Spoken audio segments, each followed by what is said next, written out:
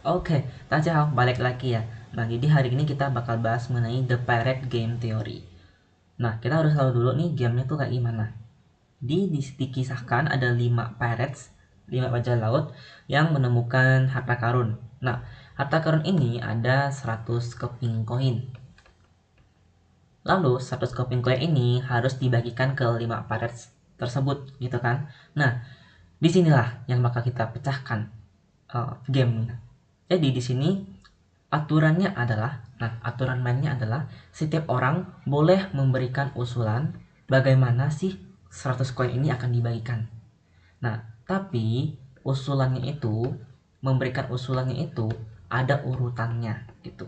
Ada urutannya. Kayak jadi misalnya di sini ada A, B, C, D, E. Jadi urutannya adalah si A dulu, baru B, C, D, E. Nah, kalau misalnya A memberikan usulan, misalnya nih A-nya memberikan usulan dia sendiri dapat 100, yang lainnya nggak dapat apa-apa gitu kan. Nah, setelah dia memberikan usulan, mereka akan melakukan yang namanya voting. Nah, di voting ini ya tentu aja boleh setuju, ya boleh juga enggak gitu. Nah, penentuannya adalah seperti ini. Apabila hasil votingnya lebih dari sama dengan 50% setuju, maka usulan tersebut di-accept gitu, diterima.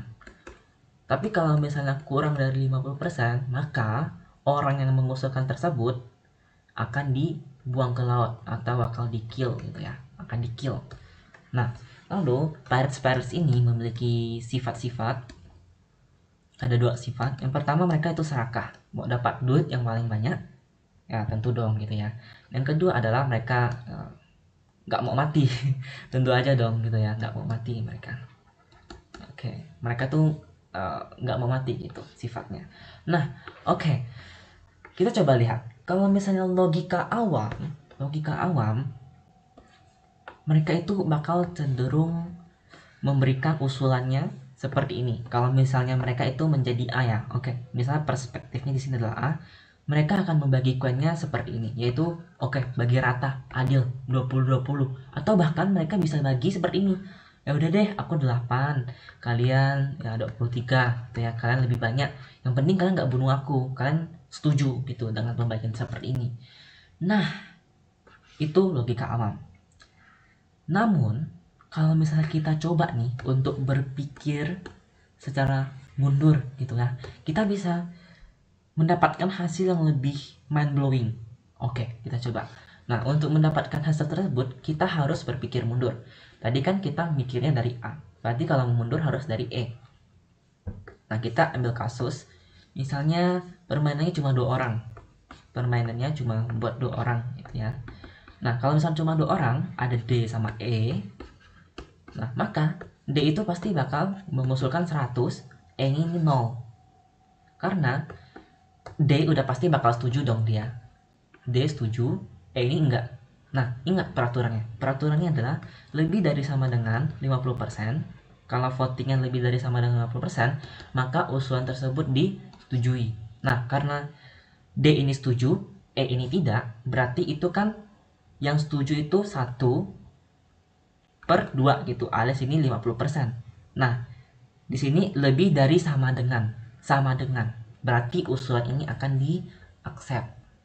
Berarti nggak dapat apa-apa dong, dapat 0. Kalau misalnya ini adalah permainan 2 orang gitu ya. Ini adalah permainan 2 orang. Nah, kita coba lihat lagi. Kalau misalnya 2 orang itu dapat 0, D dapat 100. Kita coba lihat kalau misalnya dia 3 orang ya. Kalau misalnya 3 orang, bakal seperti apa nih? Nah, 3 orang berarti ada C, ada D, ada E. Oke. Nah, si C ini di sini butuh 1 orang untuk setuju selain dirinya. Karena kalau misalnya cuma dia yang setuju nih, yang lain nggak setuju, berarti nanti dia bakal dibunuh gitu. Nah, berarti dia harus cari 1 orang buat yang harus setuju gitu, antara D atau E. Nah, di sini yang akan diberikan koin itu adalah, nah kita coba lihat ya, siapa nih. Kalau misalnya kasusnya 2 orang, di sini yang terbully, yang nggak dapat apa-apa adalah si E. Berarti kita kasih ke E. Kita kasih berapa? Kasih 1 aja. Jadi C dapat 99, D nggak dapat apa-apa, si E dapat 1. Nah, kenapa ini bisa bekerja? Karena kalau misalnya E nggak setuju nih, berarti si C ini kan bakal di-kill. Setelah si C ini di-kill, berarti cuma sisa D sama E dong. Dan di kondisi cuma ada D sama E itu dapat 0. Nah, gitu. Berarti daripada gua dapat 0, ya udah, dapat 1 masih oke gitu kata si E.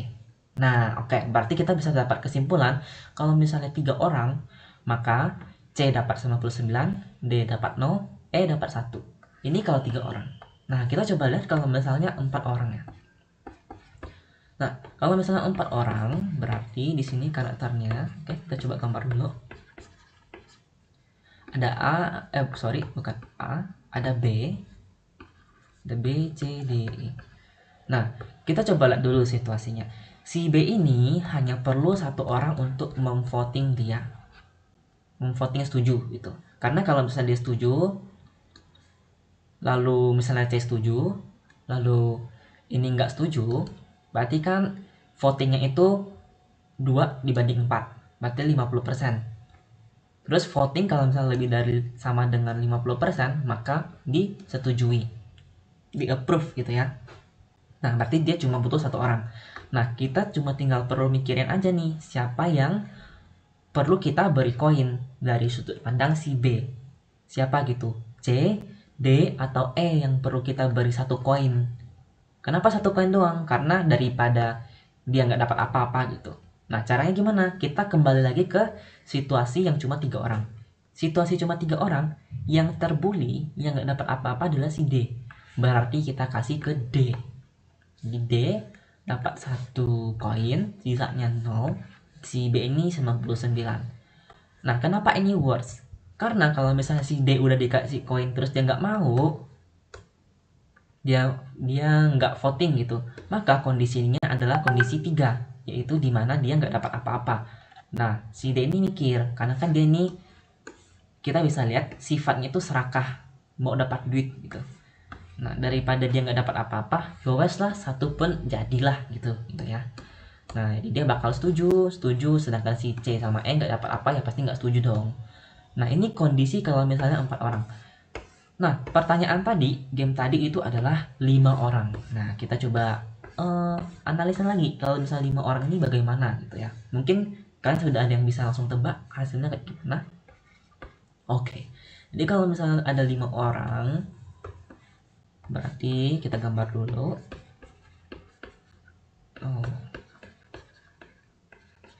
Oke, nah ada A, ada B, ada C, ada D, ada E. Oke, nah kita analisa lagi. Si A ini perlu berapa voting? Jawabannya adalah butuh 2 voting di luar votingannya sendiri. Berarti misalnya A kan pasti setuju, B setuju, C setuju, D, E nggak setuju. Nah, di sini berarti perbandingannya adalah 3/5, yang dimana ini lebih dari 50%. Oke, kita udah dapat kuncinya adalah harus dapat 2 voting tambahan. Nah, kita analisa lagi. Kira-kira, koin si A ini harus diberikan ke siapa aja? Ke 2 orang kan, tapi siapa aja gitu. Nah, kita coba lihat lagi. Ini kan kondisi 5 orang. Kita analisa kondisi 4 orang. Di kondisi 4 orang, yang terbully, yang nggak dapat apa-apa, yang nggak untung, itu adalah si C dan E. Berarti si C sama E. Karena C dapat 0, E dapat 0. Berarti yang dikasih itu adalah si C dan E. C1, E1 gitu ya. Kenapa 1 doang? Ya, daripada dia nggak dapat apa-apa gitu kan. Ya udah, aku ambil aja 1 koin ini gitu. Nah, berarti hasil akhirnya adalah A98, B0, C1, D0, E1. Nah, ini adalah hasilnya. Kita coba balik lagi. Kita bandingkan hasil awal. Hasil awal, orang awam akan berpikir, bagi 20, 20, 20, 20, 20 aja, biar adil gitu kan. Padahal sebenarnya dia bisa mendapatkan 98 koin. 98 koin di sini. Jadi kaya raya gitu kan. Dan ada 2 orang yang bakal dapat 1 koin ya di sini, yaitu si C sama si E, dan si B sama si D nggak bakal dapat apa-apa. Oke, ini dia mengenai game the Pirate Game Theory. Menarik sekali ya, karena ini berbalikan dengan logika awam. Yang awalnya 20, sekarang bisa dapat 98 dengan hanya kita memikirkan skenario dengan mundur gitu. Nah, oke, sekian video saya hari ini, semoga membantu.